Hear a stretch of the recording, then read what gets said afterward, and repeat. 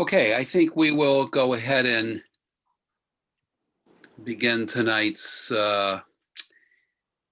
distinguished panel program, and I'm delighted. My name is Dennis Klein. I co-chair the Adult Ed Committee at Congregation Beth Sholom, and I'm delighted that we're joined by Temple Emeth and the Devar Institute as our co-sponsors. It's always good to work across the denominational spectrum. So it is really delightful to have them join us on this important program. And it is certainly, if nothing else, timely. Right, we're in the middle of I think we can all agree, a significant election period that we're all watching so very closely.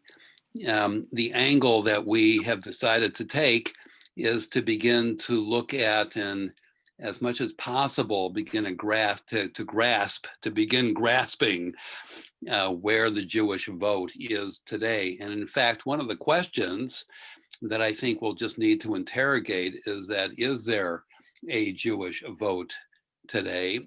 We need to look more closely at that kind of a question, whether the Jewish vote by party, and maybe possibly largely the Democratic Party, is fragmenting, or whether that is remaining, as it has been historically, a bloc, a Jewish bloc, so to speak. And we also want to begin to look more closely at the role of Israel and generally the Middle East in the way that Jews are thinking about the elections at this particular period of time. And in order for us to get to these questions, and no doubt others, we do have a wonderful panel that I'll introduce very shortly. But before I do, just a few ground rules before we begin. We will have questions. We want to invite your questions, of course.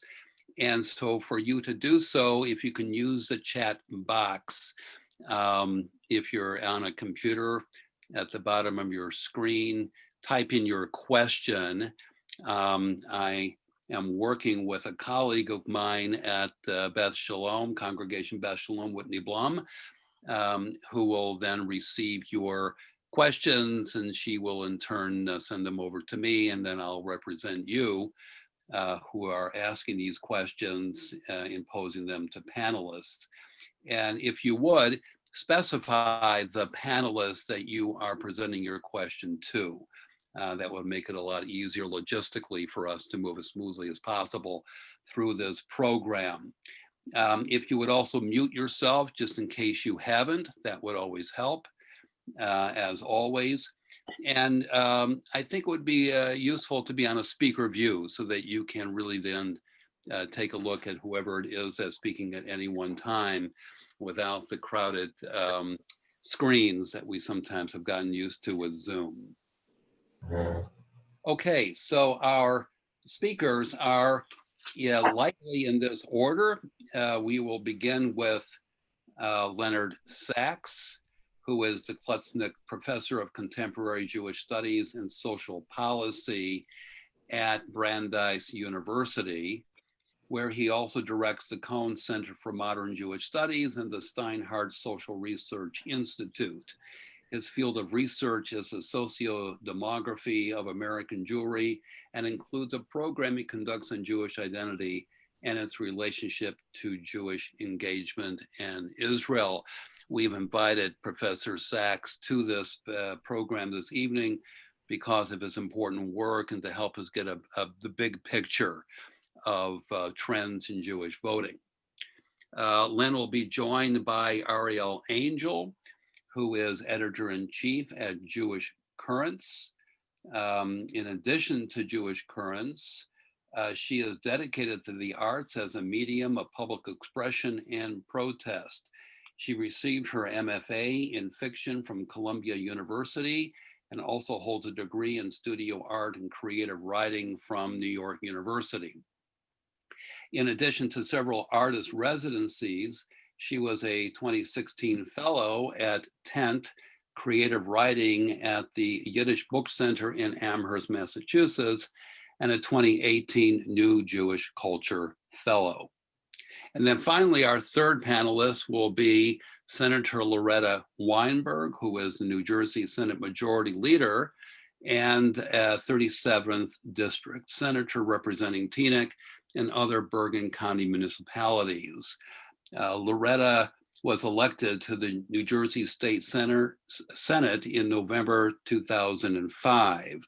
Prior to joining the state Senate, she served in the New Jersey General Assembly for 14 years. As state senator, she is vice chair of the Legislative Oversight Committee and co-chair of the Select Legislative Committee. Active in promoting LGBTQ rights and gun violence prevention measures, she additionally serves on numerous legislative committees, including the New Jersey Israel Commission. And so I believe we can agree that we have three really wonderful panelists to help us with some of the questions that we were posing before. And so with that, I'm going to turn over the speaker view to Len Saxe, who will then begin to help us with these questions. Len, it's all yours. Thank you, Dennis, and thanks to all of you for joining. I'm a New Jersey boy to begin with. I started out life in Passaic and Jersey City, and then in Englewood Cliffs. So I feel like I'm coming home in a way. What I'd like to do is to talk about the Jewish voters in America. I'm going to attempt to frame our conversation tonight, or root our conversation tonight in what I'll call some facts, our best scientific understanding as of today of who the Jewish voters are, how many, and what their potential role is.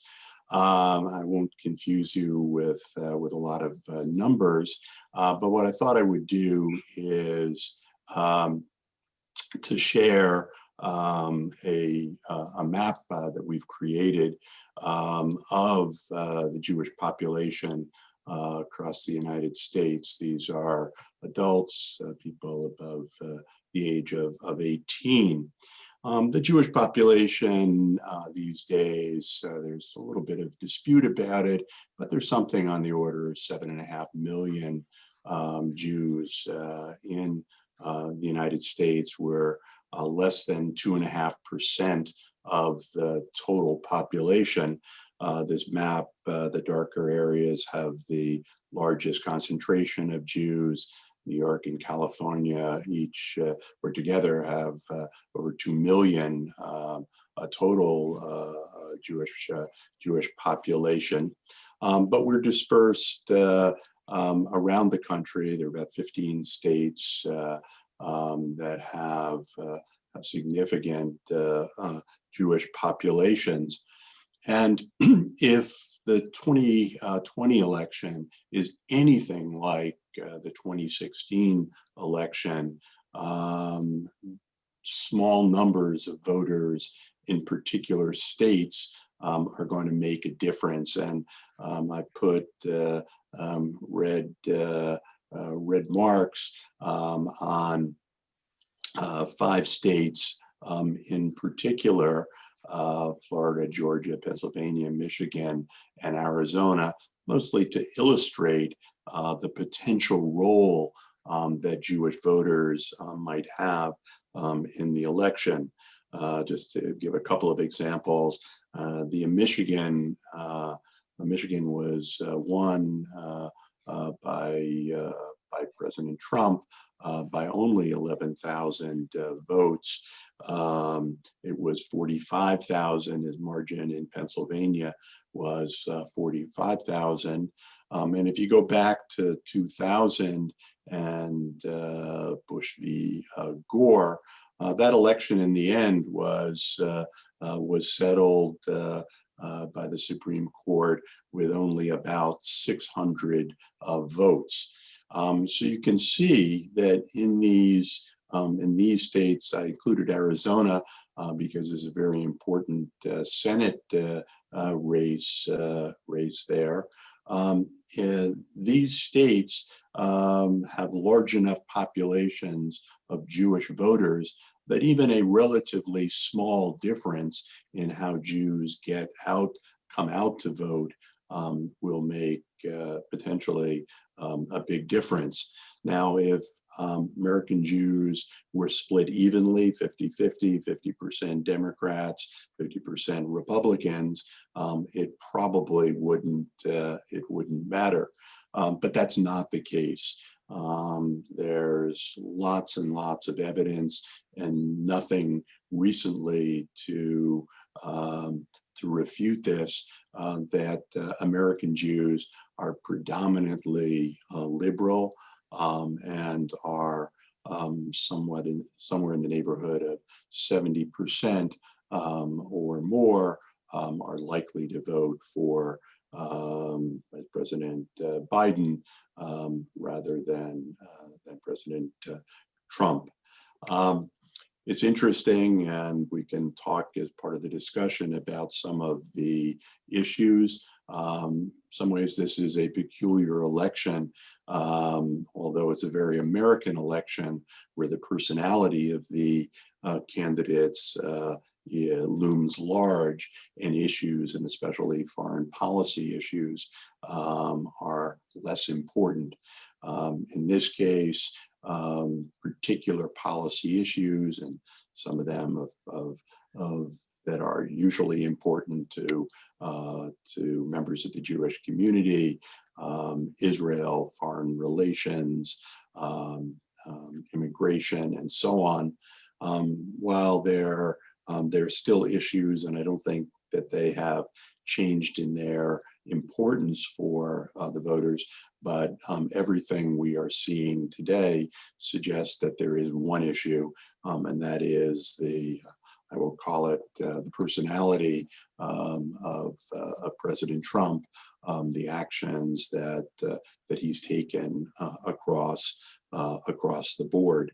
And there's no indication we're getting very close to the election. We're getting very close, perhaps, to having the majority of people vote in the election, with early voting and mail-in voting and so on, and no indication that there is any change.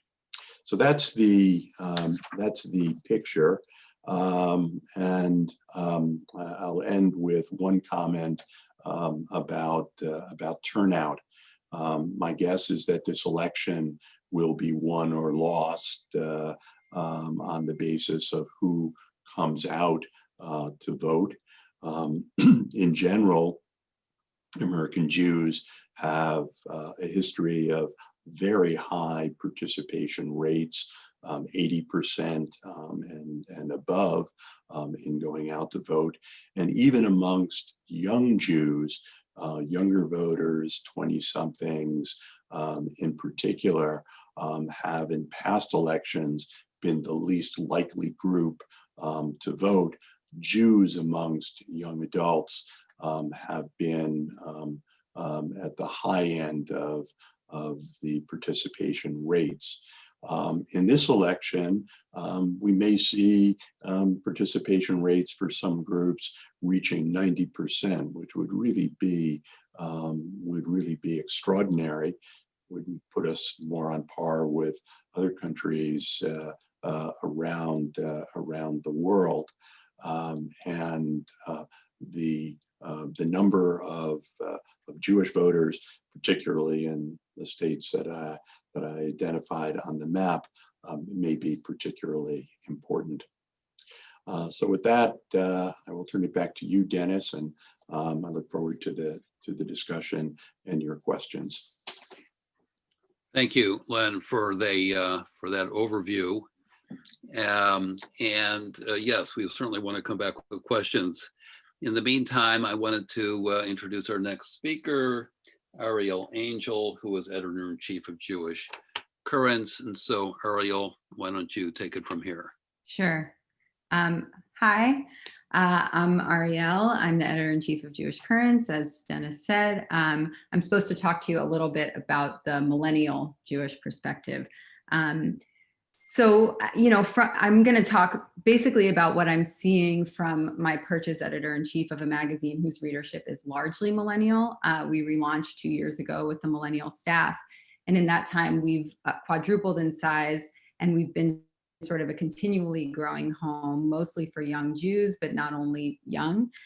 We are a progressive secular magazine, so I'm speaking from that perspective. But as I'm going to discuss, and also as Len just said, so are the majority of Jewish voters. I'm also going to talk a little bit about what our reporting has uncovered about how some of the political trends among millennials, Jewish and non-Jewish, are affecting the broader political sphere and the grassroots of the Democratic Party. So as Len said, Jewish voters are largely around 75% Democratic. A recent poll put that a little bit lower, but with a much larger margin of error. So I think we can comfortably assume that it's around there. The flyer for this event calls Jewish voters mercurial.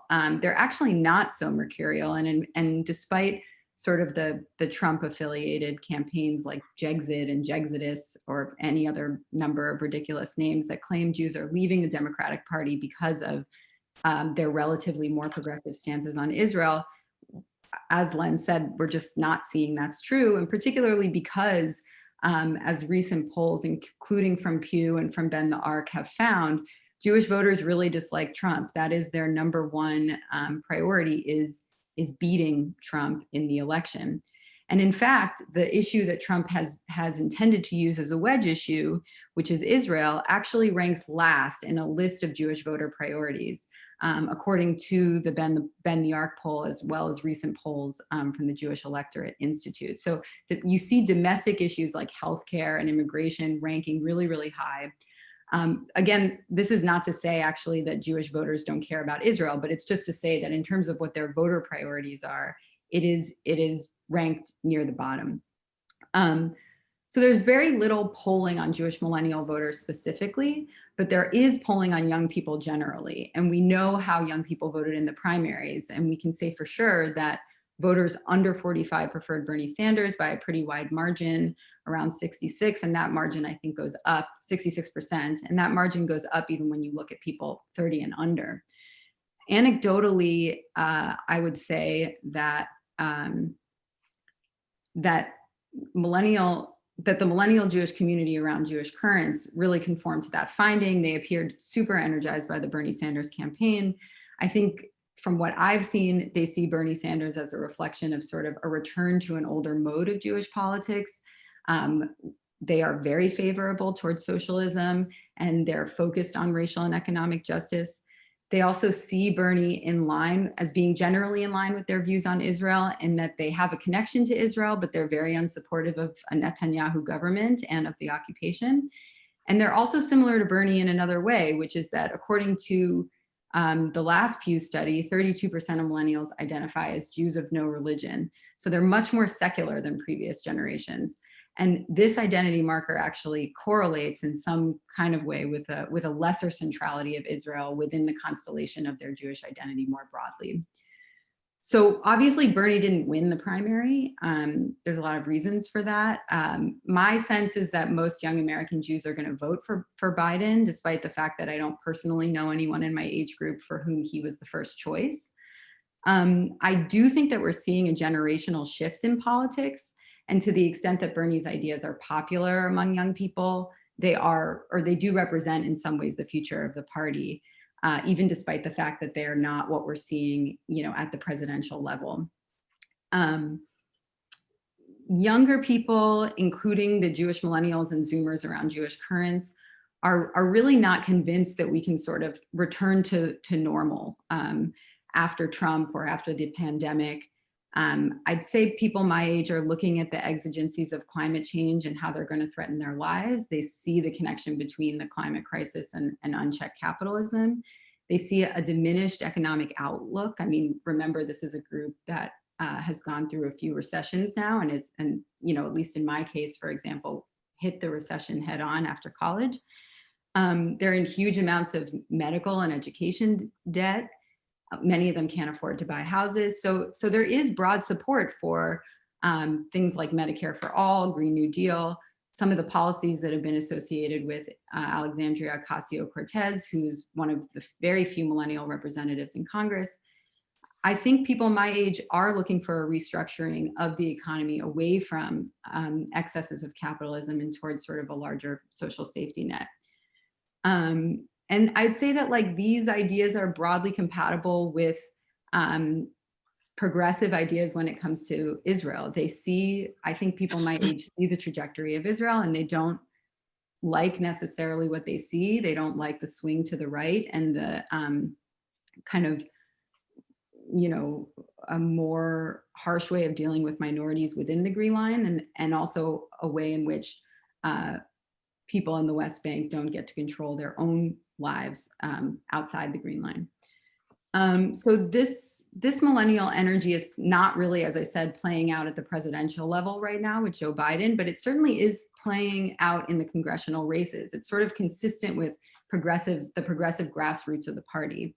And in some of our reporting has shown that in places where we're seeing people with really bold progressive bona fides, where there's a question about their progressive politics on Israel, you're seeing strong support for those candidates, even among Jewish voters. So one of the main primaries that I wanted to talk about was about Jamal Bowman, who was running in a district that included the Bronx and Westchester against an AIPAC-affiliated longtime Congressperson Elliot Engel, who sat on the Foreign Affairs Committee. Jamal Bowman believes in conditioning aid to Israel based on their behavior. Democratic Majority for Israel, which is an AIPAC-connected PAC affiliated with the Democratic Party, spent $2 million on that race in a New York district with 20% of Jewish voters. They ran a whole bunch of ads. Their ads did not mention Israel, which is sort of an acknowledgement of the fact that it's not really the voter priority. And Bowman won that race by a significant margin. And I would say that, you know, there was a sentiment among Jewish voters that was expressed in the press at the time, including among prominent pro-Israel figures in the Bronx Jewish community, that were worried that the pro-Israel groups that came in with funding had made the district Jewish communities out to be sort of narrow-minded, single-issue voters and unsympathetic to their neighbors. So you have, for example, Jack Gorman, I have a quote here from Board of Directors of New York's UJA Federation saying, "I feel compelled to express outrage at some of the tactics a self-identified pro-Israel group has used. They're misrepresenting the pro-Israel community and the Jewish community in our district, falsely implying that we sanction the scaremongering against Bowman and other progressive people of color." I'll also briefly talk about some other races. Cori Bush, who's a Black Lives Matter activist, defeated William Lacey Clay, kind of the establishment longtime candidate in Missouri. Bush is a BDS supporter, the Boycott, Divestment, and Sanctions movement. Clay really hit her on this and sent out mailers depicting her with Linda Sarsour and saying that she has an anti-Israel agenda. She won that race, that primary race. And in fact, you know, you heard similar things from Jewish leaders on the ground, basically saying that they resented these kinds of mailers because it made them out to be single issue voters or people who were not voting on their district, but that were voting on Israel, they seemed to feel like it invoked kind of a dual loyalty idea. Even Ilhan Omar, again, a lot of money from pro-Israel groups pouring into her primary against Anton Melton Moe. I think something like $3 million was poured into his race, and many by pro-Israel PACs. They lost, you know, kind of broadly across the city. They were pretty much even in a heavily Jewish neighborhood like St. Louis Park. So again, you know, I think we're seeing not really a change in a macro sense in terms of our Jews still democratic, but I do think that we are seeing a different kind of energy and in a generational politics that may affect the future of the party. And also just to say, like, it's not sort of happening despite Jews. I think that it reflects a progressive movement among younger people in this country, including Jews. So I'll just stop there. Hopefully that was the right amount of time. No, that was great, actually. Thank you so much, Arielle, for that. Good. And for our third panelist, before we open up to the questions from everyone else, I am delighted to introduce Senator Loretta Weinberg, the New Jersey Senate Majority Leader and 37th District Senator representing Teaneck and other Bergen County municipalities. Senator Weinberg, it's yours.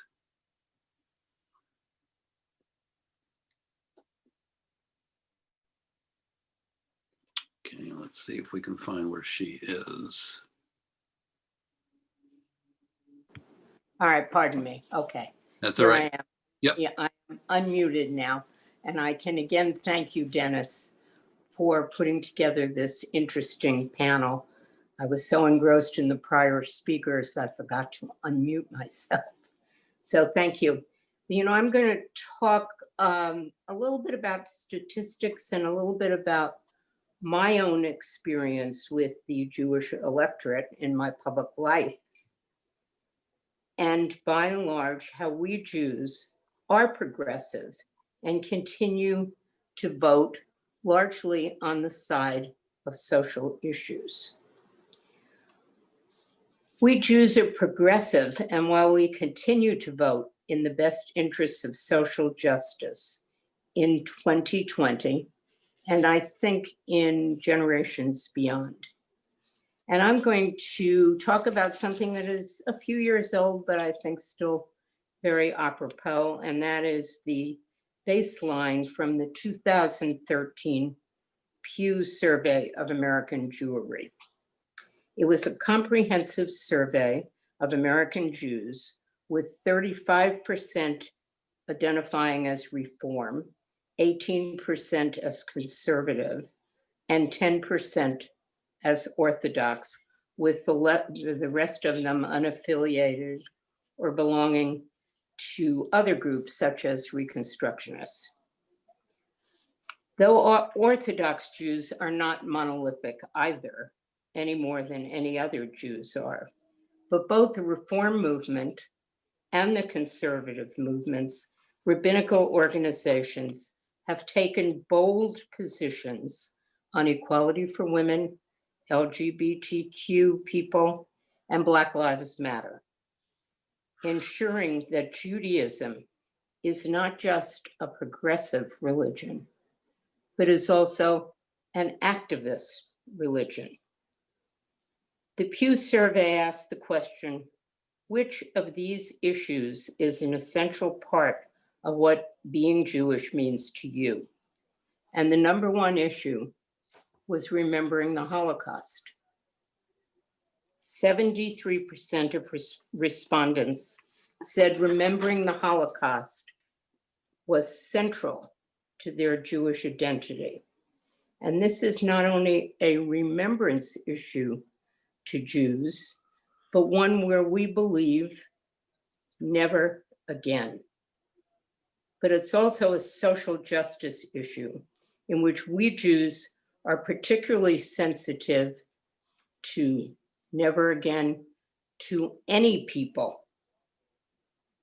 Stemming from our history in the Holocaust, we care deeply, and I think I can speak for a majority of the people I know in the electorate, we care deeply about not banning Muslim refugees, about Latino immigrants, and about separating children from their parents and putting them in cages. The most grotesque actions that remind us of what Jews suffered under fascism. After remembering the Holocaust, social justice themes matter the most. They include 69% of Jews who consider leading an ethical life central to their Judaism, and 56% who believe fighting for equality is central to their Judaism. And when you combine the top issues, remembering the Holocaust and fighting for social justice, there is a common subtext that Pew didn't ask about, but perhaps they should have. And that's the separation of church and state. We are also guided by our being a minority, just as we have always been. No matter our significant numbers, which were pointed out by our first speaker, in the metro New York City and northern New Jersey, as well as in greater Los Angeles and South Florida, we are still roughly only 2.5% of the population of the United States. And even when you look at our biggest population centers, we are only about 11% of metro New York City and our own northern New Jersey. And we don't want government combining with larger religions to adopt less progressive values, which are not ours. In the Pew survey, and this bears out something that Arielle talked about a little earlier, in the Pew survey, caring about Israel was central to Judaism of only 43% of American Jews. And this is a survey, remember, that's 6 or 7 years old. But that might have to do with Israel's no longer being in existential danger as it was in 1977. It's not as if Israel won't always be in danger, but it is not of the same magnitude as before. Today, Israel is the military and economic powerhouse of the Middle East and a technological powerhouse in the world. We Americans do not take issue with the right of the state of Israel to exist, but we do take issue with Israel's government. Just as we love the United States, but some of us don't like Trump, we also like Israel, but are no fans of its current government. Regarding Jerusalem as Israel's capital, you'll note that the debate among American Jews has never been whether Jerusalem is the capital or not. It has been and will always be. We simply differed to the timing as we wanted to give peace a chance. In my legislative career, I have found that so many of the issues which I've been involved in, whether we talk about requiring insurance companies to pay for 48 hours of aftercare for new moms and their babies, whether we talk about gun safety or marriage equality, the vast majority of the Jewish community has been supportive and encouraging over every one of these issues. So I'm actually proud to be representing a progressive district so attuned to these values. And I am proud to be a Jewish woman guided by the words, justice, justice, you shall pursue. And I believe that those are the words that are guided and that are guiding the majority of the Jewish electorate that live here, that are our neighbors and our friends here in Teaneck and Englewood and beyond. And I look forward to engaging and hearing questions or input from your audience. And again, Dennis, thank you. And Arielle, thank you for helping to educate one of we older Jews on what's going on in the millennial world, as well as we look at the map with, I hope all those blue states are going to be blue. Thank you. Thank you, Loretta, very much. I thought what we would do at this point is to give actually the panelists an opportunity to respond to each other's presentations. And so I'd like to invite any one of the panelists possibly to respond to each other.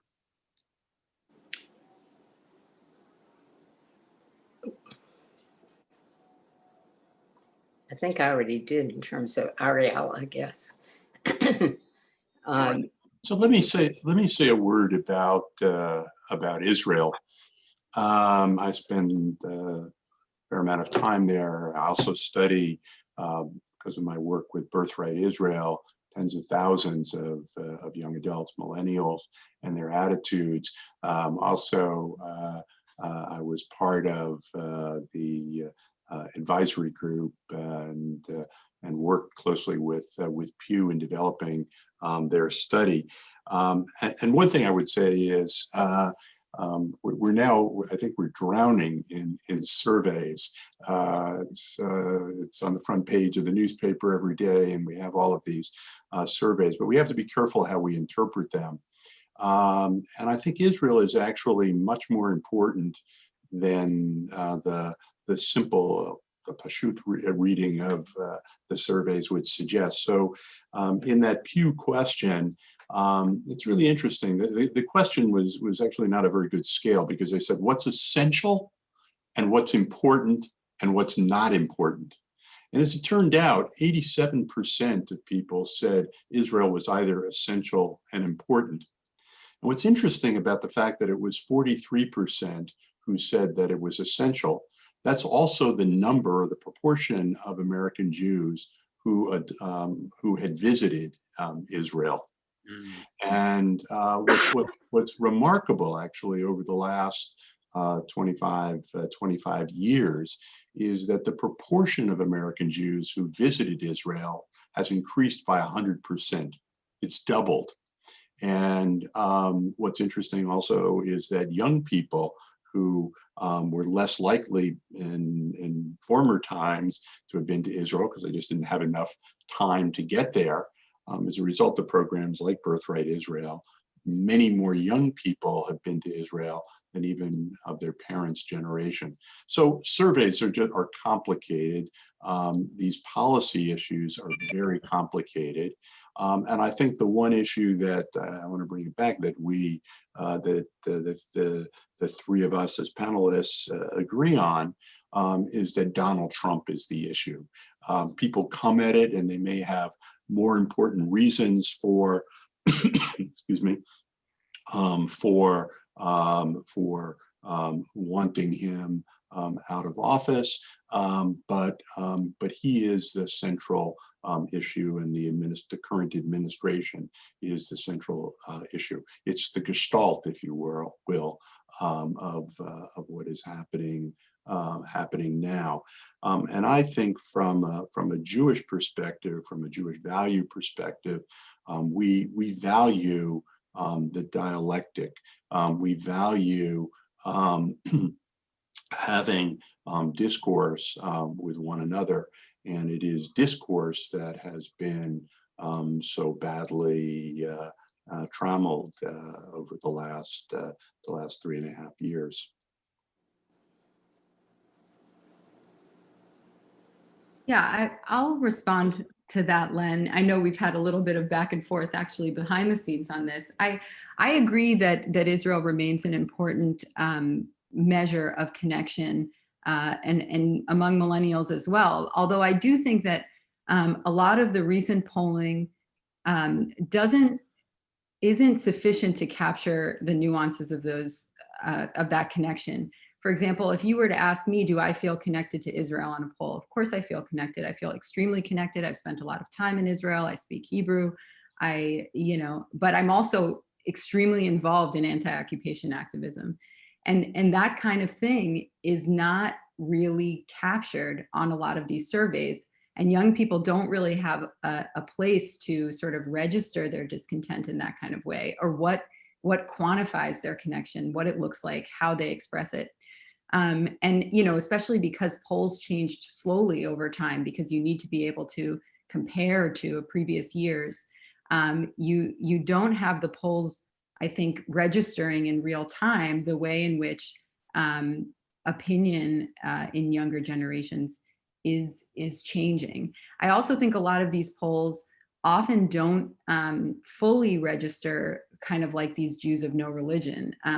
It seems to me like they have a harder time of getting to Jews who have disaffiliated themselves possibly because of like a kind of certain kind of communal politics. So I don't deny that there's a strong connection with Israel, but I do think that we need more information to know sort of exactly what that's made of and the ways in which those things, those opinions are being captured, particularly among a younger generation. I'd also say that that the rise of Trump has made the relationship with Netanyahu a lot more present for a lot of people. I think it has dramatized for a lot of Americans who may not have been paying close attention, the way in which the kind of narratives of the populace, of Jews in both countries have diverged. So I do think that there is something that's happened within the last 4 years that is related to Trump that possibly wasn't part of the narrative previously. So. Loretta, did you want to respond? Yeah, go ahead. Yeah, I'd actually like to ask a question, maybe about Arielle. Do you think that it is more accepting in the American Jewish community to be able to criticize the government of Israel without being anti-Israel? I mean, this idea of pro or anti is itself very problematic. I mean, what do we mean when we say pro-Israel or anti-Israel? Again, I would consider somebody pro-Israel who wants the policies that are best. Well, let me interject here a moment, or even being considered anti-Semitic. Yeah, I mean, I don't think that criticism of Israel is anti-Semitic. I think that should probably go without saying.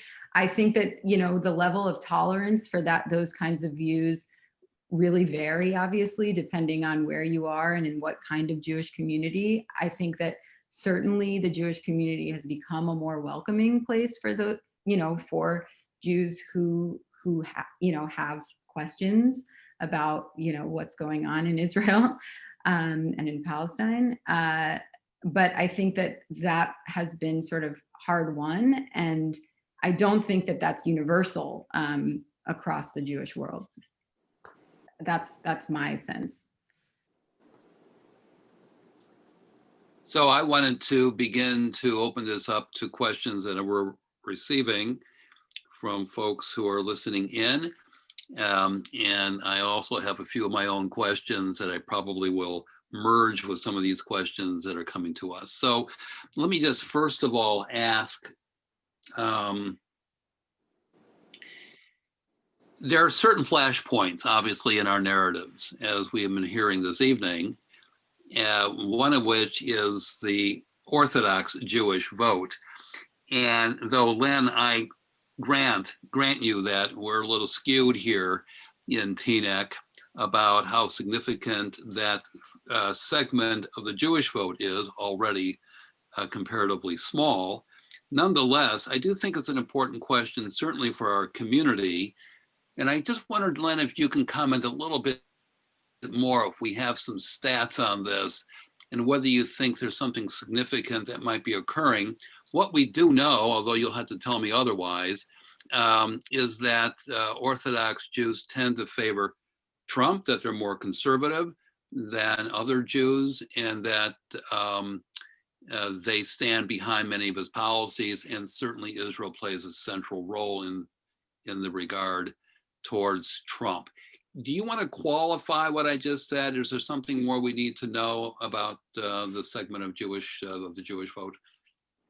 Well, I think first, writ large, denomination, Orthodox, conservative, Sorti, Reform, are no longer good descriptors of what people really are. Fewer and fewer people identify with a denomination. The largest denomination currently is no denomination. Doesn't mean that people are unaffiliated, uninterested, unengaged, don't have strong Jewish identities. They just don't fit. But even within the Dati, what in Israel would be called the Dati population, the Orthodox population, you have Haredi Jews, and you have called Teaneck Jews. You have modern Orthodox communities, and they're not homogeneous. In fact, I think across the board, what has happened is that there is lots of diversity in the Jewish community, and it's harder and harder to use some of the old categories: denomination, even intermarriage, not intermarried, not intermarried, and even age groups to describe what's going on. That doesn't help, and I'm gonna pass on trying to explain why some Orthodox Jews are supporting Trump. But I think the important thing, if you're going to think about Orthodox Jews as a group, is to recognize that there's lots of diversity, as there is in the Reform movement, and as there is in the conservative movement. And probably the most important development, as I said, is that these non-denomination Jews, the just Jews, are no longer people who are Jews in name only. Many of them have strong cultural, intellectual, and even religious connections to Judaism. I can take a crack at that. I agree with what Len is saying, but I do think that there are some. I do think that Orthodox Jews were courted, to become a part of the Republican Values Coalition. So, they do agree with Republicans on social issues, on gay marriage, on, racial justice issues, on abortion. Asking why Orthodox Jews are for Trump is really like asking why evangelical Christians are for Trump. They have very strong certain kinds of commitments to Israel that look a certain way. They're socially conservative. They aesthetically like a more patriarchal style. The fact that Trump's a good businessman. A lot of the reasons that you hear, which is just to say, a lot of the reasons that you hear why Trump voters vote for Trump is the reason why Orthodox Jews vote for Trump. There's not a huge difference there as far as what I can tell. And from our reporting, actually, we have a really great piece that just came out last week looking at some of the Haredi riots in Borough Park over coronavirus restrictions. And jewishcurrents.org, if you're interested. I hate to have to plug, but I think we have a really great piece about that, and just about kind of the new, we're calling it the new Hamish populism that is popular in the Haredi community, particularly in New York, but I think even more broadly. All right, very good. A question that is coming up, and Arielle, this again is for you. We noted in 2016 that when Bernie dropped out, a lot of younger Jews also dropped out, that the vote itself seemed to have been affected by that decision. This year is a little different because I think, as all of us are saying, because this is a very highly energized presidential election, we are expecting more younger Jews to vote. Do you agree with that? Do you think that even in local elections, we're going to begin to see more younger Jews engaged in this process? As Len said, I think that, young Jews vote. I don't think that young Jews are less mobilized than they were. I think that they're more mobilized. I also think that a growing number of younger voters understand the value of down ballot races. So understand the value of voting for state senators, So yeah, I think young Jews are going to vote. I think a lot of the kind of overall hysteria around young Jews or young millennials or Zoomers or whoever not voting for Biden, I think that probably that's unfounded and that they're not going to vote in lesser numbers. But I do think that if people were worried about that, they maybe should have, thought about the choosing a candidate who would excite millennial voters. So. Very good. Loretta, yeah, please. Yeah, I think, well, first of all, I think Bernie himself has been helpful in that respect by really being out there and working as hard as he has. I think this election is so important across the age spectrum that people from the most liberal, progressive to the more conservative members of what I'll call the Democratic voting bloc are willing to kind of subjugate themselves until November 4th, when in order to get through this election, because I think it's that people really believe, as well they should, that there are so many overriding issues in what's facing our country today. And I just found out late this afternoon, for instance, more than 200,000 ballots have been returned here in Bergen County. Wow. As of today. So we're going to be pretty high up. We have what, another 15 days to go.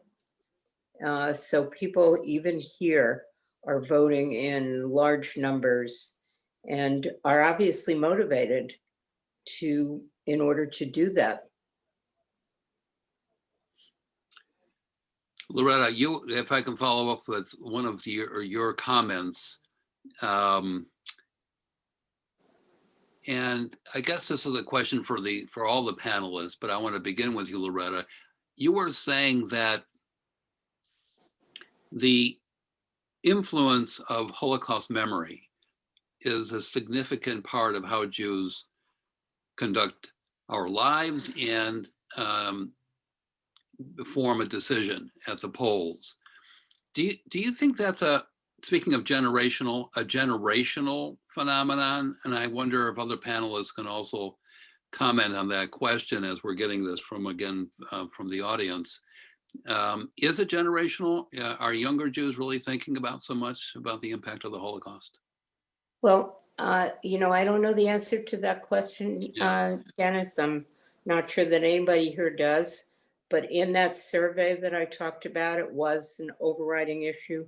It is the genesis of us, what I talked about, of the never again, which plays out in how we feel about immigration policies and other social justice. We live in a unique community, as you well know, where we have, or did pre-pandemic, a very large and extremely well-attended Holocaust observance each and every year. And it is done not only in Teaneck, but it is done in the state through the auspices of the Israel Commission. So I know we're kind of in a unique geography. And I don't know, as it recedes farther in history and as there are fewer survivors to speak to us firsthand, I don't know the answer to that question, but it's certainly motivated my generation and generations behind me. Arielle or Lynn, do you want to comment on the question? Well, I'll just say that the Shoah, the Holocaust, and Holocaust remembrance is a complicated issue. Is it never again that the Jews will be subjected to what happened in Germany? And given what's happened over the last several years, Charlottesville, Pittsburgh, Poway, other incidents, anti-Semitic incidents, is this something that's just about us and that we as Jews have to fight? Or is this a universal? We will never allow people to be treated as the Jews of Europe were treated.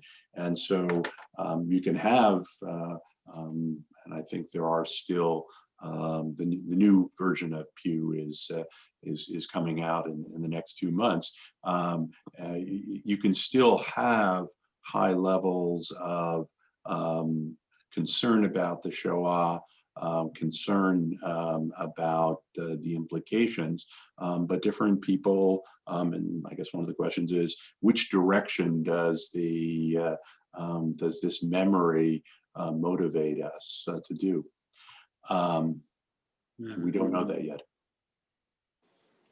Very good. You know, there was an article in the Jewish Standard that came out yesterday, 2 days ago, that included this interview, Arielle, with you. And I believe in the article, tell me if I'm wrong, it's quite possible. But I believe what I'm recalling is that you were saying that Jews who think of themselves as victims are going to miss some of the other problems of other groups who are victims, and that kind of therefore eviscerates that kind of progressive impulse that we've been talking about this evening. Did I get that right, Arielle, in what you were saying? Well, I mean, I see, well, so personally, you know, my grandparents are Holocaust survivors from Salonika. And for me personally, that's a very central part of my identity. It's not necessarily, you know, not that, I don't know the number, but most American Jews, their ancestors were not personally, you know, affected in the Holocaust. But I do think that it is central to American Jewish identity, even at our age.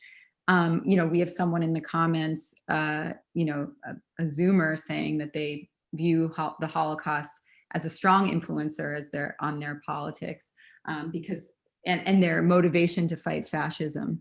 And I think that what I was saying is very close actually to what Len was talking about in terms of thinking about the direction in which you take that. Is it never again for us or never again for anyone?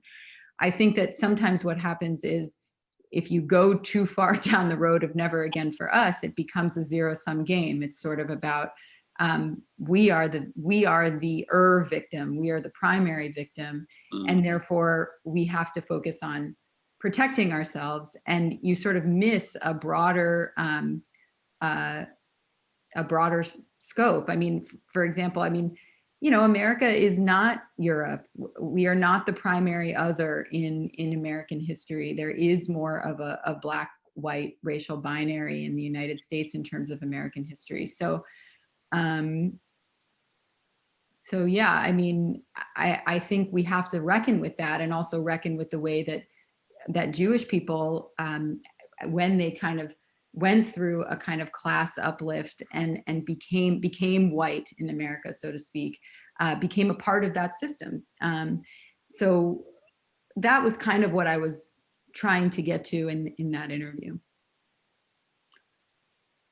Very good. Yeah, Loretta, please. Yeah. Yeah, I mean, in my opening remarks, I thought I said this in an opposite way, that the never again motivates many of us for being sensitive to issues like banning Muslim immigration or taking children away from their parents. It is because of that contemporary history that we should be very sensitive to seeing this happen in any group. So, you know, the conclusions that you're drawing, Len, or that you're pointing out we have to be careful of are exactly opposite from my own experiences in elected life and the kinds of support I've seen in the Jewish community for issues like that. Loretta, I wanted to pick up on one of your... Can I ask a question? Oh, yeah. Yeah, please. Somebody wanted to say something? Okay, I did. Okay, I'm going to proceed here. And that was, I wanted to represent a couple of responses here. And if I can put it this way, I use the word mercurial because I don't see, given what we're hearing this evening, and especially among, let's just say, millennials, that the Jewish vote is that predictable. Now, I know, Len, that's what you were saying, so I'm certainly not going to disagree with the results of your research.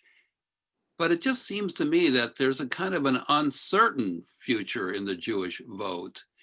And not only because of, what we might call millennials, but the changing circumstances in the Middle East are constantly going to, I think, disrupt some of the patterns of Jewish voting. But Len, I'd like to hear what you might say about that. Well, except for the election 1980, when Carter was defeated, the stability of the Jewish progressive, democratic, liberal, whatever you want to characterize it, vote has been a constant. I think one of the problems that we have these days is that social media gives a megaphone to smaller groups, and information gets out there, and it's very hard to tell. I think one of the reasons that my business doing surveys has gotten so good in recent years is that people are really trying to figure out, what is going on out there, how dominant are some of these views. And Loretta, just to reassure you, I wasn't saying that that never again didn't mean social justice for all and sensitivity to immigrants. All I was saying is that some people may interpret it in a different way, and as the generation, as we're almost at the point when there will be no living witnesses of the Holocaust, and children are going to grow up not knowing, again, a living witness. It's an open question how that evolves. But just Dennis, to reinforce, we have decades and decades now of voting records and surveys and other kinds of things. And there has been stability, which is not to say that the issues have not changed.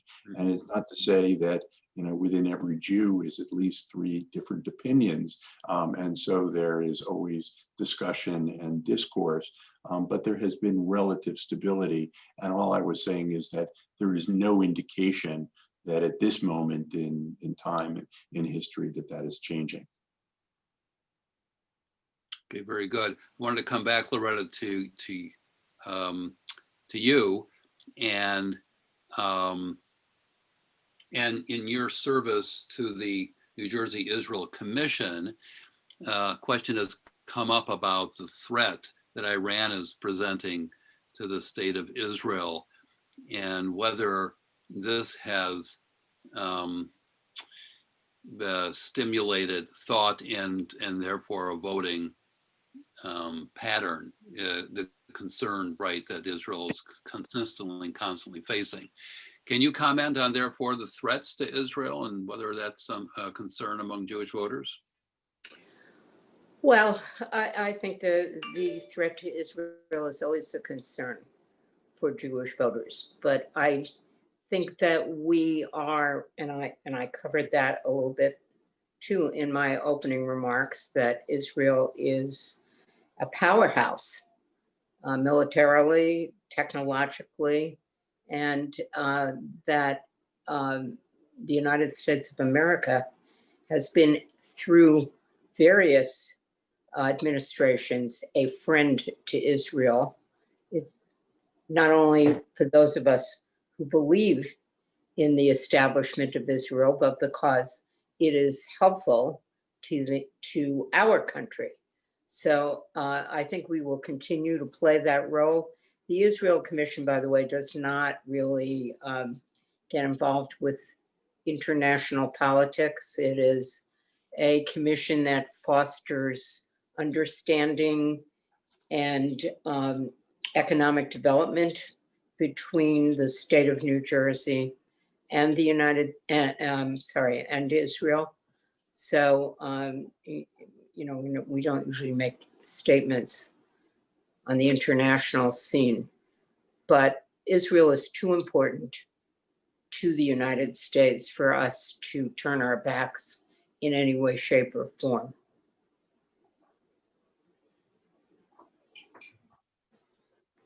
Yes, okay, thank you. We're getting us a few more questions. Some of them are very, very specific. I don't know if that's in the spirit so much of what we are talking about this evening, but I do want to give the panelists the last word. And so can each of you give us maybe an overview, maybe what we've learned this evening, and possibly if any of that changed your own opinion or slightly moved it to the left or to the right. So Len, why don't we begin with you and then we'll proceed. How about if I go last, since I went first before? Okay, very good. Why don't we then go last and go the other way around? Loretta, do you want to? Yeah, I'm really interested in, hopefully we'll engage beyond this panel with Arielle and the millennials that she speaks about. I have teenage grandchildren. I don't know if technically they're part of the millennial generation. They are not. They're not. Okay. They're Zoomers. They're what? I'm sorry? They're Zoomers. They're Zoomers. And that they are, since they're both going to school completely virtually today. But it's an area that I'd like to learn more about from your point of view and the people who read Jewish Currents and weigh in on those issues. To me, I've been in public life for over 30 years. I've been through more elections. I'd have to stop and count them myself. And in this area, the Jewish vote through the years, right up until the last two elections, right up and through the last two elections, has been dependently Democratic. And so I agree with Len. I agree with the map he showed to us earlier in terms of my own experience and the issues that I kind of outlined, about how long we let a new mom stay in the hospital after giving birth, or about gun safety, or even about marriage equality. Although there was a great pushback from really the ultra-right in the Jewish religion, there was huge support from Reform Jews, conservative Jews, and actually members of the Orthodox community too. So I'm going upon my own experience as a public elected official and as somebody whose issues, the issues that I've considered important and fought for, are really mirrored in my own Jewish values, the things I was brought up with, and what I learned from actually being a synagogue goer. And I was glad to hear from Dennis that Temple Emeth was a co-sponsor here in some form. That's the synagogue to which I belong. So I appreciate the opportunity for this panel, and I would hope that Jews will continue to stay as involved in the social justice issues that are important to all of us, based upon our common experience and common history. Thank you. Arielle, do you want to comment? I don't have too much to say. Maybe by way of closing, I can respond a little bit to some of what's going on in the comments. I do think that what we're hearing in the comments is people sort of asking, is the Democratic Party anti-Semitic? or like, is, you know, how do we deal with anti-Semitism in the Democratic Party? I would say, you know, anti-Semitism exists like a force in this country, like racism, like sexism, like homophobia.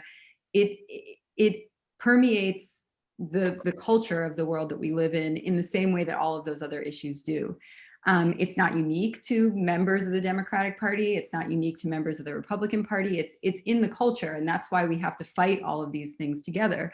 I will caution against conflating things like BDS or anti-Zionism with anti-Semitism, just because BDS is a boycott movement. It is part of our First Amendment rights to use those kinds of tactics, whether or not you agree with them, is something, you know, for example, the bus boycott during the civil rights era, or the boycott of South Africa over apartheid.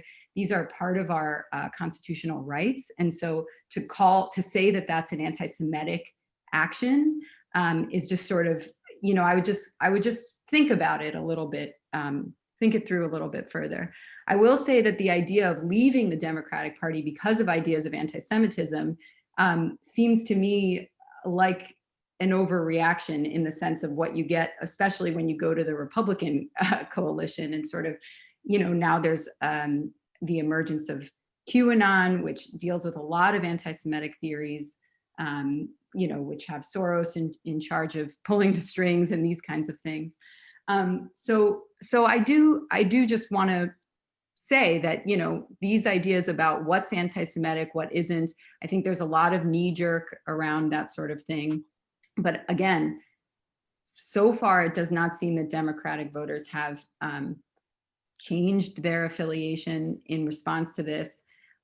What I will say is that something that is going to become very important as we go forward is economic issues, because there is not the same horizon for millennials as there was for our boomer parents. Right. We are downwardly mobile. And so we are going to see a greater measure of support for social programming, for social programs, for expanded social programs, because we cannot buy houses. We don't have the same access to employment. So that is going to have a greater effect on a younger vote as time goes forward. So that's what I would leave this group with. Arielle, thank you. And thank you for commenting to the questions that were in the chat that we didn't get to. Much appreciated. Len? So I kept thinking, I'm one of the boomers, and especially as Arielle was speaking, I kept thinking about what I was thinking and what my peers were thinking when I got out of college. And I remember out of graduate school, how disappointing it was, because there were no academic jobs.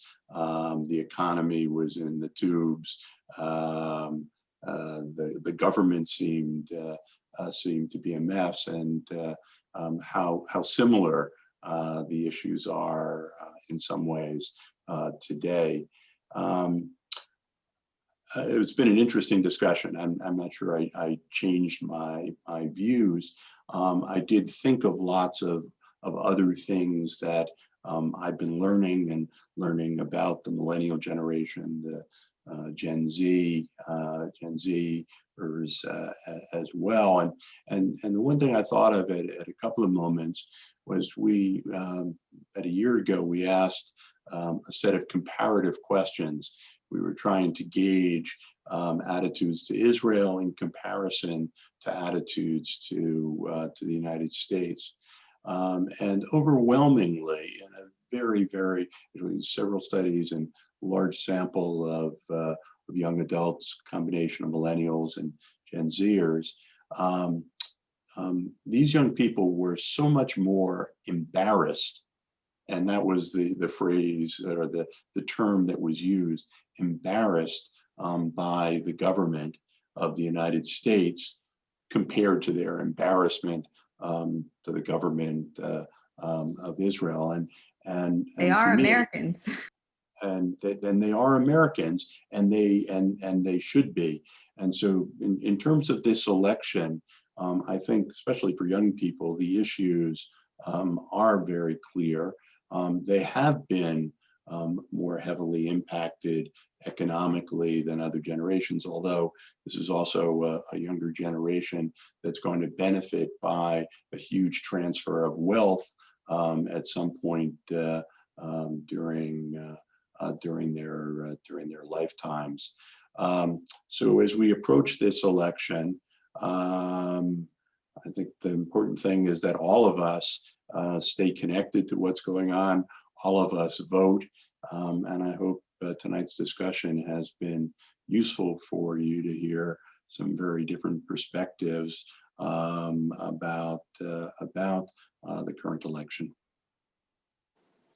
Len, is the Pew study you said coming out in a couple of months of the Jewish community? It's a replication of the 2013 portrait of U.S. Jewry. Okay, thank you. So, and I wanted to say, I guess the final remark is how much I've learned from this panel discussion. And you're right, different perspectives, a lot to think about. It's hard to nail down and or arrive at conclusions because it's a very moving target. But I think we got a pretty good handle on some of these questions, and questions, of course, they remain for many of us. So I do want to thank very much our panelists this evening, Leonard Saxe, Arielle Angel, and Senator Loretta Weinberg. I believe this is, and Whitney, or if you're on with us, this session has been recorded, is that right? Correct. Yeah, and how would folks get how would we get a recording for some folks who might want to share this panel discussion? So if they want a recording, they can email Abby at cbstnec.org, and Abby can share a recording with them. Very good. All right, thank you. Once again, thanks to the panelists. Thanks to everyone you. for listening in and for your questions. And we will continue to stay tuned. Thank you. You Thank all. you.